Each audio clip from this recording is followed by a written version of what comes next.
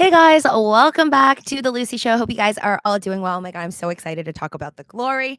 Um, I told you guys that I finished watching. I'm just kind of like in this crazy, like long K-drama binge. Also listening to like a lot of K-pop. New Jeans, if you know who they are, this girl group where one girl is literally like a middle schooler because I think she's like 14 years old or something. But if you've never checked out their music and you like K-pop, like Blackpink and whatnot, I do think New Jeans has a very fresh sound and really, really catchy music. So I've just been listening to it like crazy. But anyways, I watched Kingdom, which is that zombie Korean drama, and then I finished it. It was amazing, and I started to watch The Glory. I called it Glory for a while, but I guess it's actually called The Glory, and I think I might like The Glory more than the zombie show that I just watched. It is so intense right now. I've been sleeping at 4 AM for, like, the past week, and I don't regret it. I don't even regret it because that's how good The Glory is. I like really intense dramas where you like no idea what's going on. And it's really hard to guess like the plot or what will happen next. And The Glory is like that for me. Like I'm just so confused and it's so awesome that you have no idea. Like there's so many twists and turns where some moments I'm literally like jaw dropping shocked as to what the characters do because it's both shocking because you see, like, so much evil, like, portrayed in the show, but then it's, like, also 100% believable that things like this would happen. So I'm not gonna spoil too much for you guys, but right now, The Glory, I would give it solid 9 out of 10. For, like if you like a lot of action, then maybe, like, Kingdom is more for you, like, the zombie drama that I was watching on Netflix. But if you're more about, like, the plot and you want interesting storylines where you can't really guess what will happen next. Like the whole zombie thing, I knew that the main characters like most likely weren't going to die. Like a lot of it was kind of predictable. But this one is so unpredictable, The Glory, that I highly, highly recommend it. I would give it, yeah, like 9 out of 10 right now. And I didn't even finish it.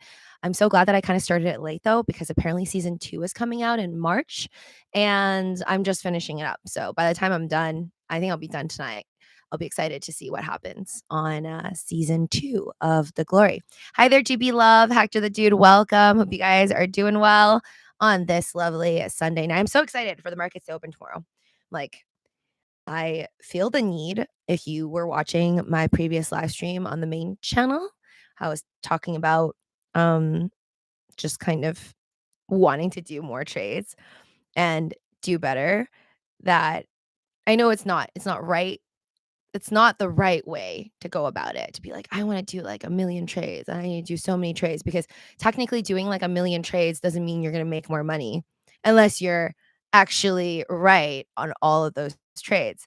So it's not like more is more in this situation, but I just can't help myself. I definitely always, it's been like since 2019 that I started to trade like more seriously, or 2020 actually. So yeah, 3 years. It's been 3 years, and I know even though I know you shouldn't want to trade more, I definitely fall a trap into wanting to just have more trades and then thinking that that could possibly mean more of a higher success rate and then also possibly making more money. So, it's just like a competition for myself. Um, what did I wanna talk about? This I just saw on CNN. It's kinda crazy.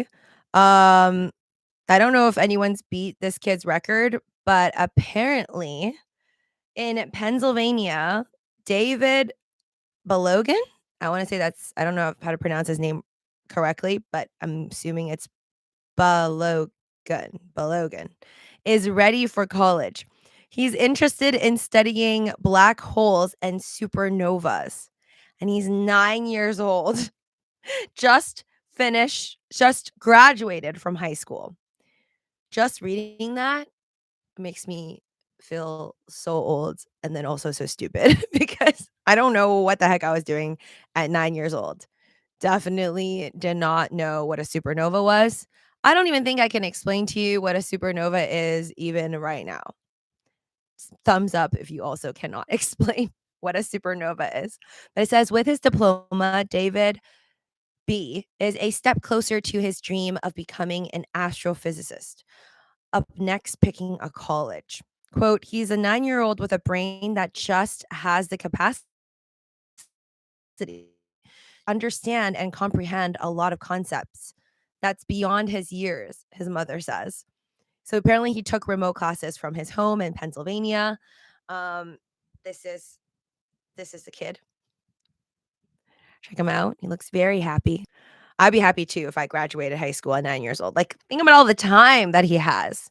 When you graduate high school at 9, I mean, you can't really do a lot of things that normal high schoolers are able to do after you graduate, I guess. But he's got a lifetime ahead of him. He can't even trade like stocks right now, but he can later on. Luke's food and travel, welcome. Supernova is like stars exploding. Yeah, I guess that's probably, like, the best explanation I can give. Then before you said that, I don't even think I'd be able to come up with that. But then it's causes so much energy that it's, like, deadly, right? Like, if a supernova happened near us, we will die. What are you laughing at, GB Love? Just to Lucy, haha. Um, so yeah, that's good for him, but also like, every time I read stuff like this, and I know it's not just, like, with 9-year-olds, right? It's, like, full-grown adults or, 90-year-olds that just decided to, I don't know, get their doctor's degree or whatever, to go do their master's or, finally graduate from high school or finish a degree in college. Like, those things, it's so cute to read, but then at the same time, it really makes you question yourself, or at least every time I read that stuff, I'm just like, "Wow." The brain is capable of so much. The other day, I heard this person say, um, "Your brain is the weakest part of your entire body." So, like, as long as you're able to control your brain, you can do so much. And I really thought about that for a while, and I guess it's really true. Like, at least I think it's true that our brains are technically very weak because and this is like a general thing for like most humans, right? Because a lot of us go through, you know, a lot of heartache or, sadness over just petty little stupid things. At least I know when I was like 9, I could have been not I could have been. I had many thoughts about just things that don't matter to me now, at least. Getting mad at friends for like sitting with other friends and choosing like not being chosen for what's it called? Like games. Games that like in class people would play. And if I'm not chosen, like if you have like two leaders picking sides, and then if I'm not chosen right away, I'll be like, "Oh, like, I don't like this person anymore." Like, those are the stupid thoughts that take up, like, way too much space in my brain at the time, at 9 years old. So, yeah, I definitely think those things when I realize, like, if other people can graduate high school at 9 years old, like, not most people, but definitely it goes to show that it's a possibility, and other people can do it too. But maybe our minds are just so heavily focused on the things that we probably shouldn't be. That's maybe what's holding us back. He's going to celebrate with apple cider. So jokes factor because I literally just had apple cider today, and I was trying to figure out. I don't know if anybody knows the answer to this because there's apple cider vinegar and then there's apple cider. I realize that my apple cider is gonna go bad soon, and I'm like curious. You know how it says best before, not expired, or at least my apple cider says best before. I was wondering if I go past my best before date, um, like, what would it taste like? Would it be sour? but then if it's sour apple cider juice, then does that make it apple cider vinegar? So I just kind of I popped in a question on my Bing Microsoft because I'm trying to gain points now for my Microsoft Bing on my laptop and then on my phone. I put in what can you drink apple cider after the expiry date? And then there was like all these long articles written about like I love how like every time I ask questions online, you never get like a solid answer. It's always just like a very long article, which is kind of annoying. They never really give you like most of the time they don't give you a solid answer. Like this is how many days it takes for it to taste sour and what does it become afterwards. I would end up reading about the differences between apple juice and apple cider and how apple juice is just like more sugar, more filtered, and then apple cider is more like I guess they said apple debris or something. So I guess less filtered, less sugary, but then therefore goes bad quicker than things like apple juice. Um Oh, this news I thought was really interesting that I wanted to hear what you guys thought. For anyone that missed my stream now, I'd definitely love to know what you think in the comment section below. But this made it on USA Today. YouTuber Mr. Beast filmed himself paying for 1,000 blind people's eye surgeries. But is it performative altruism? So I thought about it. I mean, I'm not really shocked at headlines like this because I know Mr. Beast does a lot of nice things. Whether it's for views or not, I think that's something only he knows. But I kind of like I don't really watch Mr. Beast. I've told you guys this, I think, in the past. I think he seems like a cool person.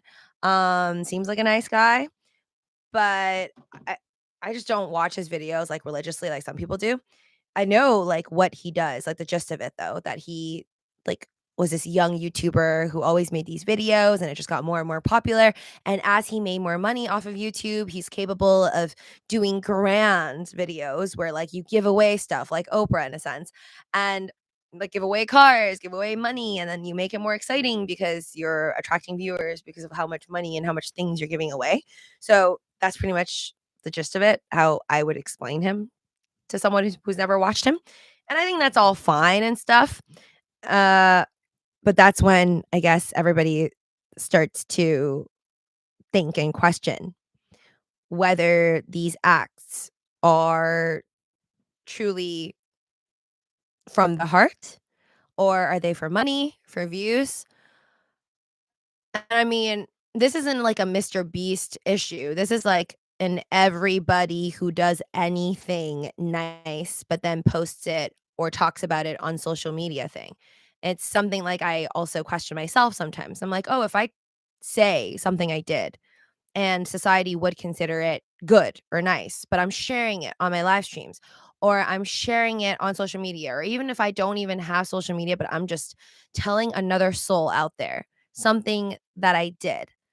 Does that really make me good or the act good? Or does it just make me somebody who wants to be known for that act? So then, therefore, it's not maybe as sincere as just doing something nice and not asking for anything in return or to be recognized. So it's something to think about. And I think at the end of the day, only the person doing the act will really know, like, would you have done it if nobody else knew? If not a single soul out there knew what you were doing, would you continue to do what you do? Um, or you only do it because you want someone to know, or maybe you want multiple someones. You want everybody to know. You want your whole family, you want your whole class to know this, like super nice thing you did. Like maybe you went to Africa and you were a part of, giving away food. You're a part of some type of charity work. Is that something like you could just live with nobody else knowing that you've done, or you want to tell people? I feel like there's nothing wrong in doing nice things and then wanting to be recognized or wanting to talk about it because we're just all human and I think we do things and we're social people, most of us. Um, then it's normal to just like have it as everyday conversation, like, "Okay, what did you do? This is what I did." It's more, questionable if you will have never done the act. Like, let's say if a celebrity you see on the news visits, like, I don't know, sick kids at a hospital, and they only do it because there's gonna be, like, publicity. But then if they were asked, to, like, take a picture with a sick child and no paparazzi's around, or, like, they couldn't put it on social media, and then they, like, automatically refuse or just tell the kid to, like, F off. That is very questionable. And I wouldn't say that that person's sincere at all whatsoever. But then again, that's something you would not know, because if you only know the surface, like what they want you to see, then that's all you'll ever know. And in a sense with Mr. Beast though, I think when you get to that level of fame and like as wealthy as he is and he's young, and people will always point fingers and usually make you sound very negative. I personally like just a vibe thing. I think he's more good than bad. That's just what I'm gonna stick with. Like, when I see him, like, make videos or him in interviews, he just sounds like a I'm not gonna say he's, like, the nicest person in the world, it seems to me, just because he's doing things like fixing 1,000 blind people's eye surgeries or paying for them. But just a vibe, just a feeling, at least from me, I think he seems like more net good than net bad, and I don't get, like, total fake vibes, like, he's such a fake person. He's just doing this all for money, like, I think there's way worse things he can do at this point, like, if all he wanted was money, he doesn't just have to do YouTube. I feel like he can do anything. Probably like lots of bad things. He doesn't need the world to be there and judge him like they do now, and talk about him and all that. There's just like so much he can do right now with the millions that he has. So I do think it is good. Even if he is doing these things to gain more views, which I think is pretty honest of him to be open about it, because even in 2021, there were, like, these interviews. I remember, like, I think I first started to care more about Mr. Beast because he talked about Dogecoin once in 2021, um, and, like, how he almost bought Dogecoin and made, like, an insane amount of money, but then he didn't do it because Robinhood didn't have, like, the capacity to swap over that much money or blah, blah, blah. But he like, is open about YouTube and about, like, how he does want more views, and it is about, like, YouTube being a great source of income, and, like, I think he was talking also about, like, if you're a content creator, it's better, like, to be paid on YouTube than it is to just be, like, on TikTok, because a lot of people are just, like, you know, what do you call it? Like, one shot wonders on TikTok, and you can get, like, millions of views for one video, but people can't keep it consistent. I mean, that could happen on YouTube too, but a lot of YouTube content creators he was talking about, just it's more of like a longer, long-term income source, just something that I guess he recommends more than, TikTok or like other sources. Of course, I guess that's kind of biased because he made it on YouTube first. So, USA Today, this is from 3 days ago, it said, 1,000 blind people's lives were changed thanks to the world's biggest YouTuber, Mr. Beast. The 24-year-old content creator, whose real name is Jimmy Donaldson, is known for his generous and charitable. This time, he paid for a simple 10-minute eye surgery for 1,000 people who could not afford it. I actually, like, I'm shocked because I didn't know there was a 10-minute eye surgery for, like, the blind, and that's that quick to, like, fix your eyes. Giving some their vision back and helping others see clearly for the first time in years. On top of that, he also gifted things to I wonder if it's, like, helping others see clearly for the first time in years. Do they just mean LASIK? Because LASIK is surgery. I mean, I had it. That's, like, $5,000 some places, most places. You can get it for also $3,000-$4,000. I got mine for, like, around $3,000. On top of that, he also gifted things to participants in the video, including a $50,000 college fund check and a brand new Tesla. I like that because I think he is a supporter of Elon Musk, or at least he tweets at Elon Musk. It kind of makes sense. He's kind of supporting Elon Musk indirectly by gifting away Tesla cars. I mean, gift away a Toyota, but he's not. But the video has sparked a conversation about the ethics behind good deeds. So let's see. Performative altruism. Is it really bad if it's making a difference? So I guess let's ask you guys. Performative altruism. So basically, what do you think?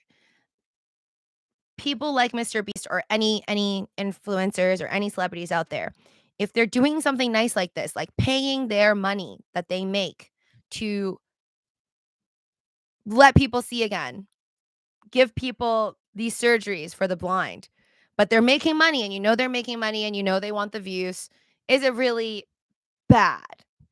I'll let you guys decide. Do you think performative, and again, if you missed this stream, I would love to know down in the comment section below what your take on this whole performative altruism is.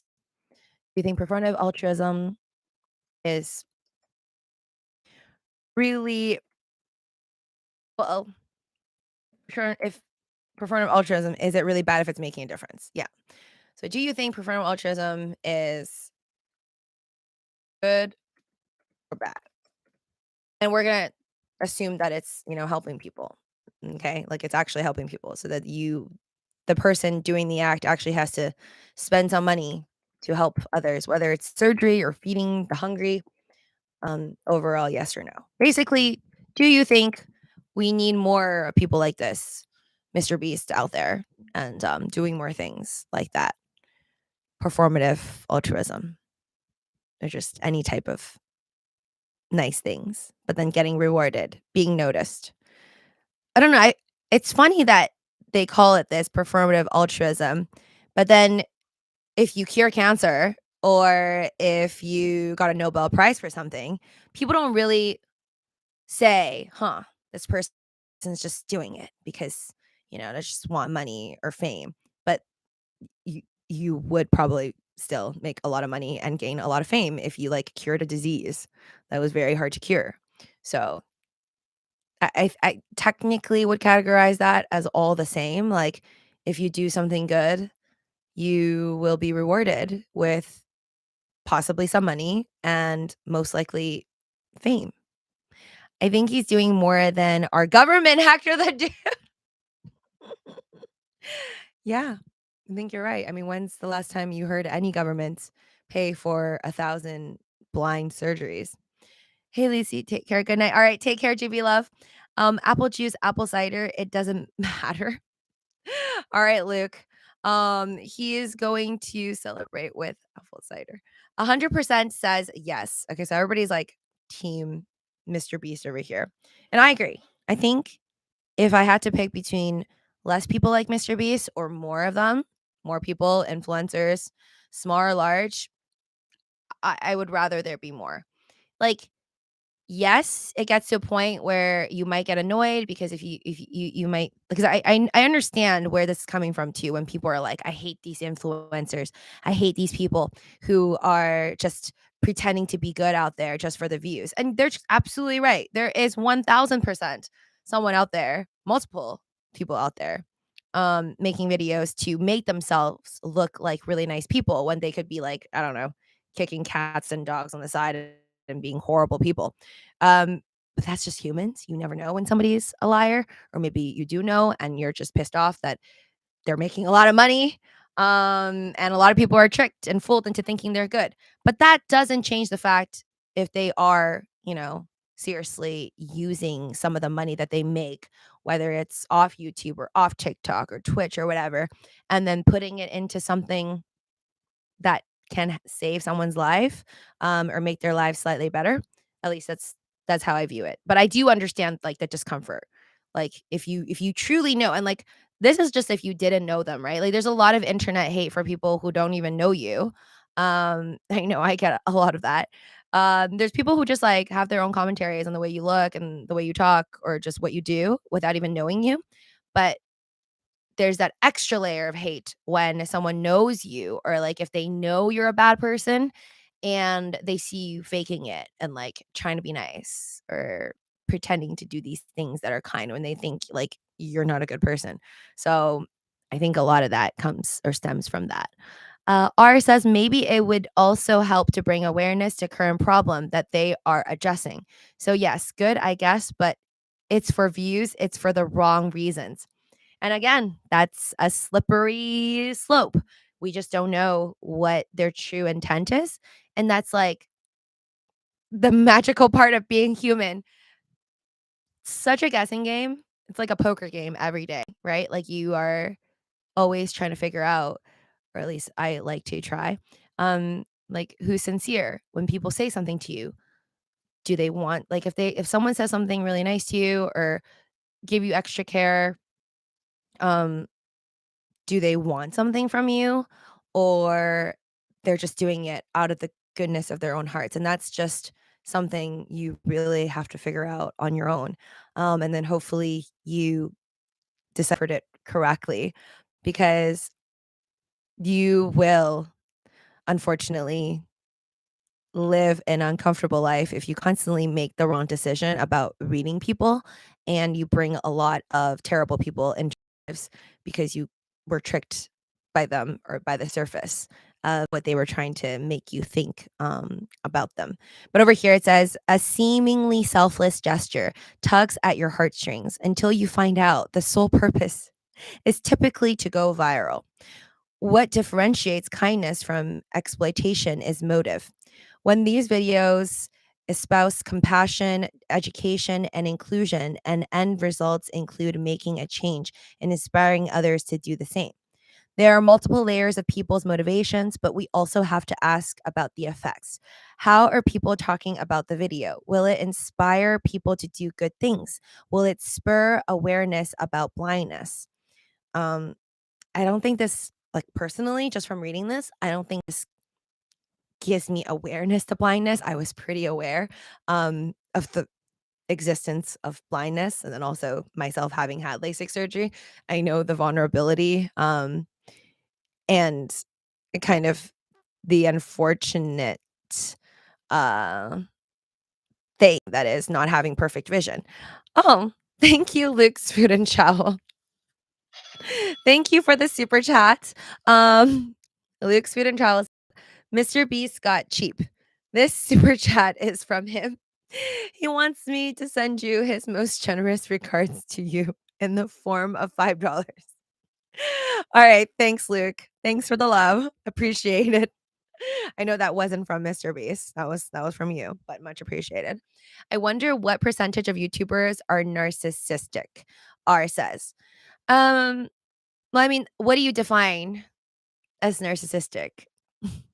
Because, not gonna lie, just by having a YouTube account sometimes, I do feel like I must be more narcissistic than others, if narcissism is inclusive of being quite into yourself. And I don't think I'm, like, obsessed with myself, as I don't watch my videos, like, over and over. I don't know if other people out there do, but, um, I understand that by making videos, somebody who makes videos like myself, compared to someone who is maybe just refuses to be on social media or be a part of the internet, I would definitely bet my money that the more narcissistic person is the one online. So, yeah, I would say maybe a large part of YouTubers are naturally narcissistic, if it comes down to that, compared to people who don't make any videos. I know there's a lot of reasoning behind people who don't make videos. Some say they're shy, some just aren't interested in making videos, or just they don't want to waste their time. They don't feel the need to. They prefer to watch, which also doesn't make them not narcissistic. But I think the world just kind of views it as, wow, you're out there and, like, you know, making videos for views and stuff. So must be pretty narcissistic in a way. Hi there, Alan. Welcome to the stream. But yeah, so I think this is great overall that Mr. Beast helped people, and, like, I know he consistently does, because I can't even, again, I don't watch his videos all the time, so I don't know what other great things he's done, but I guess off the top of my head, I know he's definitely helped with, like, tuition funds, paying off people's bills, literally just straight up giving people cash, and, like, I guess getting them to run through, like, hurdles. I think he did, like, a chocolate factory thing, right? Like, what is that movie? Something something chocolate factory. I watched it, but I totally forgot. I watched the one with Johnny Depp, which I know is not the oldest version. The oldest version, Charlie and the Chocolate Factory. Sorry, Charlie and the Chocolate Factory. He did like his own version, which is just like kind of like I know he's really rich, but to be able to build your own like real life action Charlie and the Chocolate Factory is kind of crazy. So, I mean, good for him. Good for him. I hope he continues to do what he does. I mean, he's only 24 years old right now. Who knows? I'm hoping that one day, like, he'll start his own public company. I don't think he has one right now, unless I'm wrong. Then let me know. Ticker symbol down below. But I hope he continues this and eventually, like, start has his own like public company where people who believe in him can invest, and who knows, maybe he'll be like somebody who can help a lot of a larger scale way, even without his YouTube videos, right? Because if he like creates a really successful company, people who believe in him invests early, that can also be absolutely life-changing without even having to be in any of his videos, because obviously not every single person is comfortable with being, in a video or, like, in a race to win a lot of money. So yeah, that's kinda my 2 cents on it. Alright, guys, thank you so much for joining me on this stream. I'm gonna peace out and go do my sit-ups as I'm trying to get into more of my regular daily routine again. I'm definitely doing better than yesterday, I would say. Um, now that I've building up my little tasks. And then now it's just more about like sticking to my routine, building up my smaller tasks to bigger tasks, and eventually cleaning out my entire house and getting all the things that's currently on the floor, packages and whatnot, onto the walls, into cupboards. Um, Another crash is here on the way. BetaBot says, "You talking stocks or crypto?" And, that's fine. For anybody who's been here and survived 2021 to 2023, I think we've seen enough, and we'll probably handle it alright. Take care, guys. Thank you.